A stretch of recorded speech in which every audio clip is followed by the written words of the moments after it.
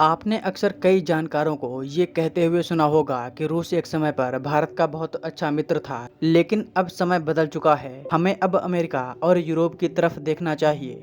कई लोग तो ये भी कहते हैं कि फ्रांस भारत का नया रूस बनता जा रहा है। ये खबर इन्हीं लोगों के लिए है जो लोग अमेरिका और यूरोप की तरफ शिफ्ट होने की बात कर रहे हैं। इस खबर को देखकर ऐसा लगता है कि दुनिया में किसी भी देश पर भरोसा कर लो, लेकिन यूरोप और अमेरिका पर कभी मत करना। ये इन मौके पर हमें धोखा दे सकते हैं और हाल ही में भारत के साथ ऐसा ही कुछ देखने को मिला है। ये खबर भारतीय मीडिया में उतनी कवर नहीं की जा रही क्योंकि शायद हो सकता है कि भारत सरकार का इस पर दबाव हो, लेकिन मैं आपको इस वीडियो में सब कुछ विस्तार में बताऊंगा।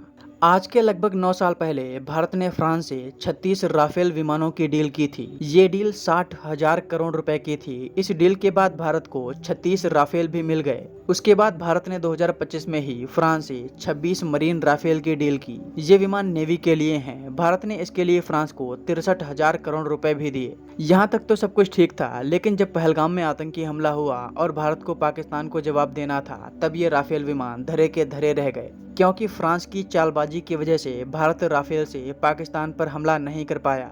अब आप में से कई लोग सोच रहे होंगे कि भारत ने राफेल तो युद्ध के लिए खरीदे थे, फिर वो इसे पाकिस्तान के ऊपर इस्तेमाल क्यों नहीं कर सका। इसका जवाब है राफेल का सोर्स कोड। भारत के पास राफेल का सोर्स कोड नहीं है। सोर्स कोड को किसी फाइटर जेट का दिमाग कहा जाता है। इसके बिना भारत अपनी ब्रह्मोस और अस्त्र जैसी मिसाइल राफेल में फिट नहीं कर सकता। जो फ्रांस ने मिसाइलें दी हैं, हम उन्हीं का इस्तेमाल कर सकते हैं। अगर भारत को अपनी ब्रह्मोस मिसाइल राफेल में फिट करनी है तो उसके लिए सोर्स कोड चाहिए होगा, जिसे फ्रांस ने देने से मना कर दिया है। अभी राफेल में फ्रांस की MICARF और MICAIR मिसाइलें लगी हैं। यह ब्रह्मोस और अस्त्र की तुलना में बहुत कमजोर मिसाइलें हैं। इनकी मारक क्षमता भी मात्र 80 किलोमीटर है। यानी अगर भारत को अपनी जमीन पर रहते हुए पाकिस्तान पर हमला करना है तो वो ऐसा नहीं कर सकता। ऐसे में राफेल विमान कुछ भी नहीं कर सकते। ये उसी प्रकार है जैसे भारत के पास धनुष तो है, लेकिन वो इससे ब्रह्मास्त्र का संधान नहीं कर सकता। लेकिन अब सवाल ये कि आखिर फ्रांस राफेल का सोर्स कोड देने से मना क्यों कर रहा है।